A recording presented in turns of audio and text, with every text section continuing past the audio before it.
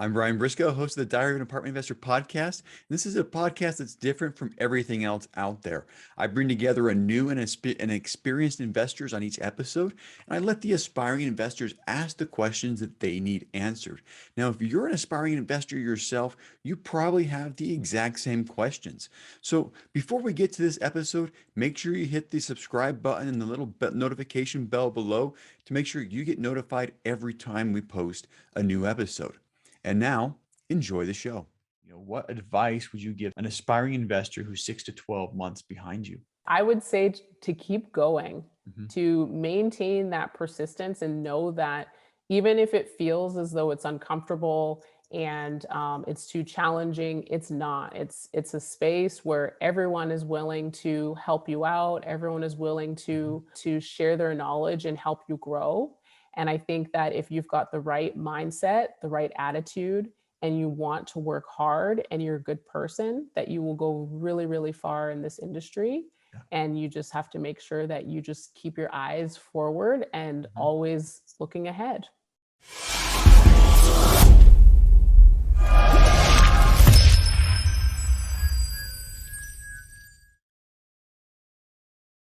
Welcome to the Diary of an Apartment Investor podcast. I'm your host, Brian Briscoe with Four Oaks Capital. Very excited for today's show. It's a first deal series episode, and we have Nicole Gauthier on the line with us today, who was recently part of a group that closed on a 24-unit apartment complex in Columbia, South Carolina. So, Nicole, welcome to the show. Thank you, Brian. I'm really happy to be here and I'm excited and appreciate the opportunity. Yeah, and something very unique. I mean, we just talked about this prior to, but this particular 24 unit, that the people that you bought it from, they've owned it for a couple of years. But when I was first starting in the business, this same apartment complex was for sale, probably 2018 timeframe. I walked the property myself. I underwrote the property 2 or 3 years ago. So it's really fun to get you on the show to talk about this property. I think it's a really, really nice property you guys have. So Yeah. that said, thanks for coming on, and please tell us a little bit about yourself. Yeah, absolutely. So, like you said, thank you for pronouncing my last name correctly. That's a rare occasion. I did need help. So, That's yeah. okay. Yeah, no. So, my name is Nicole Gauthier. I am a former oil and gas professional, worked in the oil and gas industry for quite some time.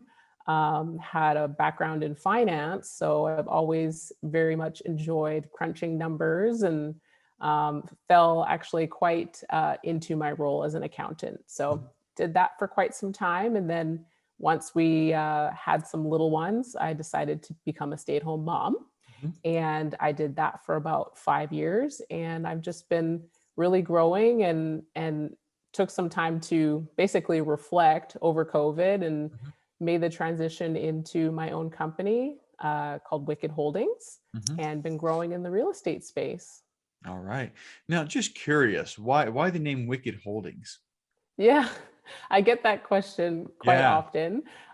Wicked Holdings. So I'm from up north, so from Mhm. Canada, and the term wicked Wicked means like, smart. Yeah. yeah, like Yeah. cool, that's awesome. Yeah. And so I felt like I really just wanted to embody that with my company. So that's where Yeah. the name comes Yeah. from. I saw Goodwill Hunting, yeah, good. But anyway, well, good. Yeah. I mean, so one of my wife's favorite Broadway shows is Wicked, and so I was just curious, what that name had ties to, but Wicked is in really, really good is what that is. So, Yes, all right, yes. awesome. So oil and gas industry, got a couple of kids. I think you mentioned COVID was a time for you to kind of reset things. I think that was common for a lot of people, the really shook a whole lot of industries up. So, why did you choose multifamily? Yeah, actually. So it's interesting. My journey kind of in real estate started in the single family space. Mhm. And after I really, had started to tour some single family homes and then also got my first property under contract, which has been a Burr project, Mhm. complete gut job. Mhm. And owning some property, wanting to do new development, I saw that the residential space was very difficult to scale up, at Mhm. least in Yeah. 2020, 2021 with this market, super Mhm. competitive. There's not a whole lot of inventory that's out there. Yeah. And quite frankly, when you're an investor, you're not trying to pay premium prices, right? So it's not to say that there aren't good deals out there, but I really wanted to be able to not only scale my business, but also be able to help and change more lives for other people. Yep. And so I saw multifamily as a good transition for me. Yeah, yeah, I love it. And you're right on a, I mean, the inventory right now is at like I read an article last week, near all-time lows as far as the inventory. And most of the inventory that's on the single family market are new builds, and so Yes. that's the market that we're in right now. So, a lot of people who have built, a single family home buying, business, there's not a lot out there right now. So I think it's makes perfect sense to jump into multifamily for that reason, and for the fact that the other fact you mentioned is it's a lot easier to scale when you're buying multiple units at once instead of adding one property at a time to your single family portfolio. Um, so we talked about why apartments. Let's talk about another why. What I call your big burning why. What's your motivation for doing this?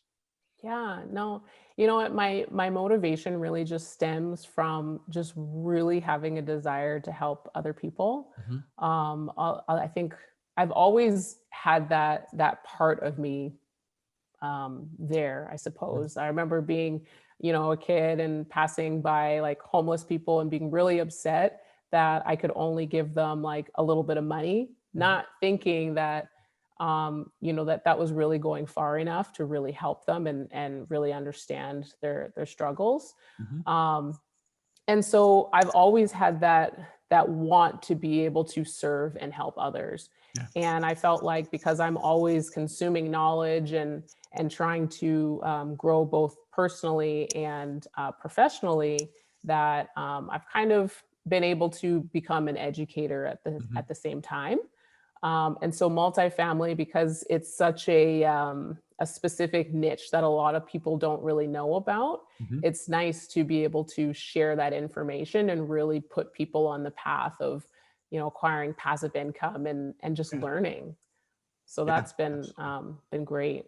Yeah, and I applaud you. I mean, just the desire to give back and help. I remember I've lived in a lot of places. I think I've lived in 6 different countries now, but um, U.S. is by far the most economically advanced country I've lived in. And a lot of these countries, there's a lot of people that are in need. And I would feel the same thing. I'd walk by somebody on the side of the road and walk into a grocery store and buy a sandwich. Walk back out and here's a sandwich for you. And I think the same way as you in a lot of ways. Like the more money I earn, the more good that I can do for other people and help other people. And I really, really applaud you for what you're doing there. So um, Yeah. awesome. So let's, I'd like yeah, to add please to do. that as Definitely. well. Definitely. Um, because I will say that my burning why really, I guess some people might call it like a passion project, but for Mhm. me, when I started touring single family homes, and I saw that some of like the conditions that people were living in were just not very good. Yeah. That there's landlords out there that really don't care about their tenants. They just want to make sure that they collect rent, and it is what it is, right? But I saw that there was, some single moms in particular that was really struggling. And Mhm. as I spent time really reflecting back and thinking of my own current network, and seeing that there are people that go through struggles that are in a variety of different neighborhoods, you can really make a huge difference by providing clean and affordable housing and just a caring spirit to other people. Yeah. And so that's why I'll always have my foot a little bit on the single family side, just so that I can really make sure that I'm making a difference in that Yeah. regard. And one of the properties we bought was a Section 8. It's project-based housing, which means you can only put Section 8 tenants in. And when we bought it, it was in terrible condition, absolutely horrible condition. And one thing that, I mean, it made sense for us economically because of the condition it was in. We bought it. It's actually also in Columbia. It's about 3.5 miles away from the property we're going to talk about. But Okay. something that I'm proud of is, we're taking this property and making it look nice, inside and Yeah. out. There was some shady characters in some of the units that we were able to get rid of, a fair amount of crime. And it's one of those things that, in addition to being able to make money for your investors and help people out that way, you're also providing clean, safe housing for people who live there. Yeah, no, exactly. And I applaud you for that too, because I feel like there are a certain demographic of people that miss out on that opportunity. Yeah. And it's up to us as, fiduciary duty of apartment investors to be able to pass that down to our residents and make their life a lot better as well. Yeah, it's amazing what, clean and safe does for people who aren't used to clean and safe. If you can raise it to the level where you're providing clean, safe housing, I mean, that's a world of difference for a lot of people. So, Yeah. um, well, let's talk about this 24 unit. And before we get into the actual unit, let's talk about the people who came together to purchase this property. So, tell us about the team and how you got involved with the team. Yeah, no. So the team is awesome. I definitely can't complain about any of them. They are great spirits, and we all work together very well collaboratively. So that's really nice. I actually got connected with the team through Tim Vest. Hmm. I had actually made a connection with him. Let's see. Actually, it's been just over a year now. So actually saw he had a deal, Exchange Alley, that was open for raising, and I was new to the space and not really, just trying to learn, I guess, at Hmm. that point. And I reached out to him, asked him some questions about the investment and just how he got started, and really kind of picked his brain a little bit.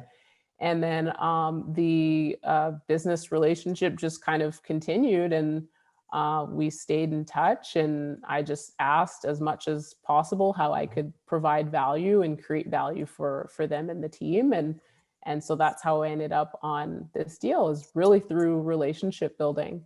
Nice. Yeah, there's another guy that is part of the team, Tim Vitale, Yeah. and he's a very, very strong underwriter. So he brings a lot of great skills to the table. And Robert Musso is actually also on the deal, and that is Tim's basically his primary business partner, and they do a lot of stuff together. And Robert is awesome as well. All right. Now, incidentally, for people who are listening, Tim Vest was on episode 186. Oh, yeah. And Tim Batali, his episode actually released today. So they both came on Oh, they both have been on the show before. Um, and something really, really cool about Tim Vest's episode. I have a scheduling assistant that does a lot of the scheduling and the matchmaking for our Ask the Expert episodes. And so I didn't really pay attention to it, but we get on the Ask the Expert episode, and it's with Chad Fowers. He was the aspiring investor. Chad and I are second cousins. And we what? didn't know it. We are second Oh, cousins. Yeah, he started, his last name is Fowers, which is my grandmother's maiden name. And he starts talking about his background. And he's like, yeah, I'm from, this part. He tells the city that he grew up in. I'm like, mhm. he's got the same last name as my grandma, grew up in the same city as my grandma's family's in.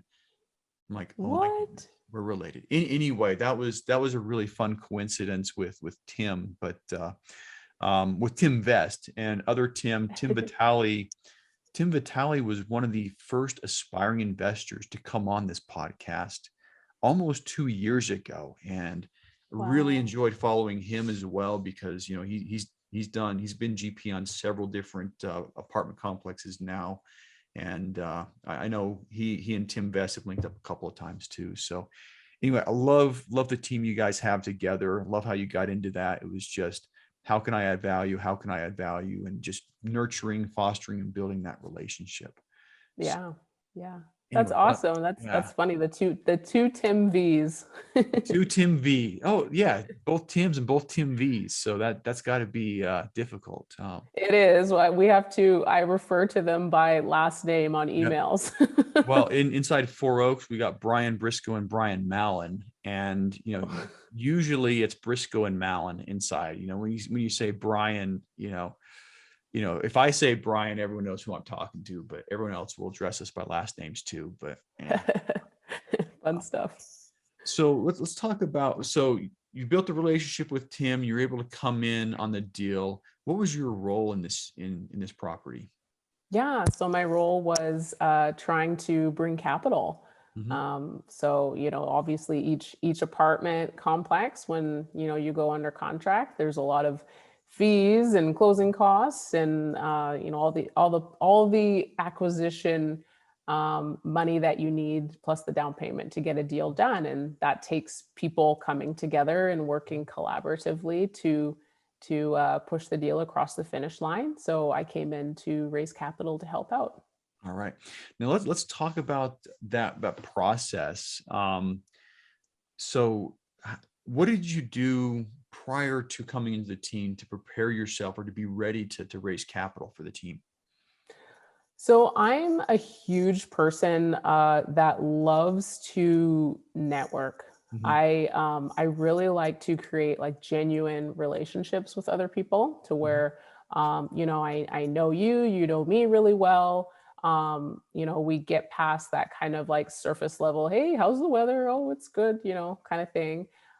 So honestly, to prepare for coming into I guess being asked to be on a deal, is really just fostering previous relationships, so that whenever there was an opportunity available, then I could have people in my back pocket that I could call on and see if I could offer that opportunity to them.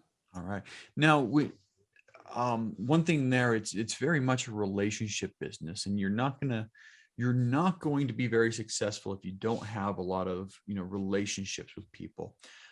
When you were networking and building these relationships, were you targeting real estate groups specifically, and when you were building relationships, how did you approach that? Were you telling them what you were trying to do? Did people know that you were raising money, or were you building relationships and then later coming and asking them?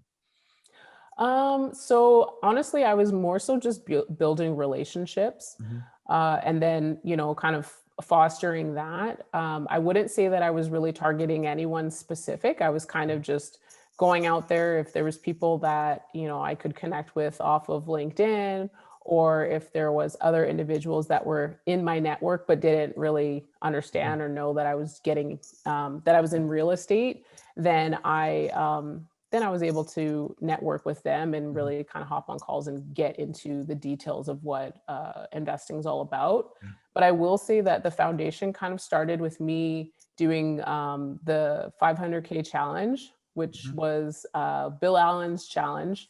I will say that it was for more so like wholesalers and flippers. So I kind of had to get a little bit more creative with it. Yeah. But that really forced me to not only produce different content, because I had to do a video every day for 30 days, but Mhm. also to really let everyone know, hey, this is me and this is what I'm doing. Yeah. I've got a company. I'm knowledgeable. I can really help bring you and elevate you to the next level as well, Mhm. and keep it from really just being one of those very how do you word it, kind of like the golf course Mhm. things, where there's only a certain type of person that can get in on investments. You got to Yeah. know the right people. Well, it's nice to be able to have fostered relationships to offer those opportunities. Yeah, and that's a good point. I mean, the multifamily offerings, are now, over the last couple of years, a lot more people have actually found out about it. I think you make a really good point there. 10, 15 years ago, very few people were investing in syndications because it was really more of a who you know type thing. But now it's open to a lot more people. I think social media has really helped with that, because people can talk about it as well. But I've seen a lot of people come off the Bill Allen challenge. And for those who don't know him, Seven Figure Flipping is his company. He's got a flipping business, and he teaches people how to do it. And part of that's raising money for it. But I've seen a lot of people, come out of their shells from that challenge, and then on the backside of that challenge, just have a lot more confidence to be able to raise money. And the thing that you also brought up is going through and making a daily video and posting it to social media also tells everybody what you're doing, and so if you're building relationships, it's almost inevitable that they're going to eventually connect with you on Facebook or LinkedIn or whatever social media sites you're on, and they're going to see those videos, and that's very helpful in raising money and building a brand, is to have both ends going. You have your social media campaign, and you're also getting personal on phone calls with people. And I just saw what I was doing on the Zoom thing, where you bring your fingers up to your, that's a generational thing. Somebody told me it's a generational thing. When I put a phone up to my ear, I'm using my thumb and my pinky, if you're listening. My kids' generation, are holding cell phones, but A little anyway, different. yeah, A a little little different. different. But um, anyway, I digress. But so yeah, a lot of goodness there. A lot of, I like a lot of things, a lot of good lessons learned of how you prepared yourself and how you're able to raise some money. Um, Set, go. Yeah. So I will say that the challenge in itself really forced me to get outside of my comfort Mhm. zone. And it pushed me to the forefront of, okay, I'm out in the Yeah, spotlight now and there's no turning back. yeah, And let's just go with it. yeah. And I had a hard time posting on social media myself, up front. And you look at what I do right now. I'm posting on, social media sites, probably a dozen times or more every week. But up front, for me, it was kind of an identity thing. It was one of those things where I don't know, maybe it was I was afraid of failing. Maybe I was afraid of what other people would think. I don't know why, but I was very reluctant to share that with people. Yeah. And sometimes these challenges are really good to help people get comfortable with it. Get outside of your comfort zone, broadcast to the world what you're doing, and it's going to pay dividends for you down the road. But it's something that's hard to do up front. So I had the same type of issues, and same type of, got to do a social media challenge to break out too. So Yeah. um, Yeah. It is, it's definitely an uncomfortable feeling when you're first getting started, but I think that like the more that you do it, the better you get at it. And yeah. I'll say, because LinkedIn for me is new. I've been on here, let's see, I started my account in January of 2020.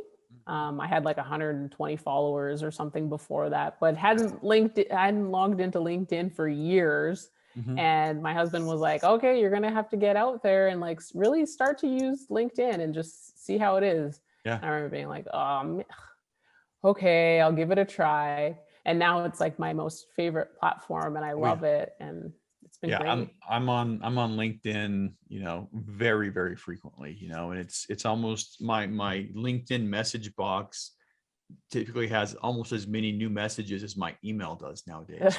It's um the only thing I dislike about LinkedIn is it's just one more place where I've got to look for, one more place I got to dive into and respond to stuff. But it's also probably the best way to reach out to me is through LinkedIn, because I'm much more likely to get the message there and respond to it than I potentially will on email. But anyway, let's talk about. So you came in, you raised some money, you were able to get in on the deal. Were there any big hiccups or hitches or delays in the closing process? From what I remember, there was a little bit of a hiccup Mhm, in the sense that not everyone was available or in the same place at the same mhm, time, right? So just trying to track down another individual in order to get it, pushed across mhm. is, I think that's a pretty common problem Yeah, in most situations. And what I've learned too, even on the single family side, is that there's always some sort of hiccup during closing. Like it Yeah. never runs smooth, and it's always last minute. Everyone's scrambling. So, Yeah. uh, Well, yeah. and after your first deal, I think you're better prepared to avoid some of that stuff, because I remember on one of our first ones, my partners and I actually went down to meet with the closing attorney, before the property closed. And we were all in the area, we were all in his office, we were all talking, and he assumed that we would all come down to his office to sign the papers too. And there was a little delay on that one because we didn't tell him that we were all back to our respective homes, all up and down the East Coast. But if you know the process, you're able to tell the closing attorney in advance, hey, I'm in this state, he's in that state, we need to do a remote closing, and they can set things up that way. But yeah, it's common. And as long as everybody knows what's, how things are going up front, and with enough lead time, it's really easy to overcome. So Mhm. um, so you guys closed in October, if I remember right. How have things gone since October? So far so good. I mean, Mhm. it was a property that was already stabilized in the Mhm. sense that out of the 24 units, only one of them needed to be renovated. So that was a huge plus. It actually had gone through some renovations in 2019, even though this was a Yeah. 1967 property. But really, the value add came in with the under market rents. And prior to closing, we had actually gotten some great information from the broker that the pro forma rents that we had projected towards the final stages of the deal were already well within the range before we even closed. Mhm. So that was a huge plus as Yeah. well. So yeah, so far so good. Nice. Yeah. And like I said, it is a nice property. I mean, it was well maintained on the exteriors. I don't remember the interiors, to be honest with you. And it's in a really nice neighborhood too. So yeah, I think it's a solid property, and glad you guys were able to close on it. Um, so what's next for you? What's next for me? So, I honestly, I've just been trying to grow in the multifamily Mhm. space and continue to foster and grow relationships with other people and provide, more opportunities for them to get passively invested. Um, I think that I'm well on my way towards growing in Mhm. that regard. And then also I've got a new development opportunity, just a small Mhm. multifamily on some property that we already own in inner city. Oh, nice. And yeah, and so that'll be fun. It'll be something totally different for me, Mhm. but I've been making some really great connections with the city in order to get it done. And that will be another project where I can now provide more stable and clean housing in the communities that I focus in, which are generally distressed communities. So Mhm. it's nice when new product becomes available Yeah. at a good price. All right. Well, awesome. Good luck. Best of luck with that one. Now my favorite question. I have lots of favorites, and I always say favorite question, but question I really like to ask everybody. What advice would you give somebody, an aspiring investor who's 6 to 12 months behind you? Oh, yes. I would say to keep going, Mhm. to maintain that persistence and know that even if it feels as though it's uncomfortable and it's too challenging, it's not. It's a space where everyone is willing to help you out. Everyone is willing Mhm. to share their knowledge and help you grow. And I think that if you've got the right mindset, the right attitude, and you want to work hard and you're a good person, that you will go really, really far in this industry. Yeah. And you just have to make sure that you just keep your eyes forward and Mhm. always looking ahead. Keep going. Keep Keep going. going. So yeah, I remember I've seen like the little cartoon drawing where you have like the miner who quits, right before striking it rich type stuff, but right before hitting Yes. the diamond or the gold vein or whatever. But just keep on going. Yeah, keep going. Be persistent. Persistent pays off. Okay, and Nicole, and last question I have for you today. How can listeners learn more about you? Yeah, so they can definitely reach me on LinkedIn. My profile is Nicole Gauthier, and that's spelled Gauthier. I'm very active on there, so you can reach and connect with me there. Or you can go to my website at www.wicked-holdings.com. And I've actually recently created a guide on my website that is just kind of helps out limited partners getting passively invested. And you can find that on my website as well. So, free resource to check it out. And I look forward to connecting. Awesome. And we're going to put links to all of those in the show notes so you can, tap the link to her LinkedIn profile or to the web page. And does that guide come up automatically when they go to your web page, or do they need a separate link? So, it should come up. There is a tab at the very top that says free guide. Mhm. And so they'll just go in and enter their name and their email, and then it'll come straight to their email as a download.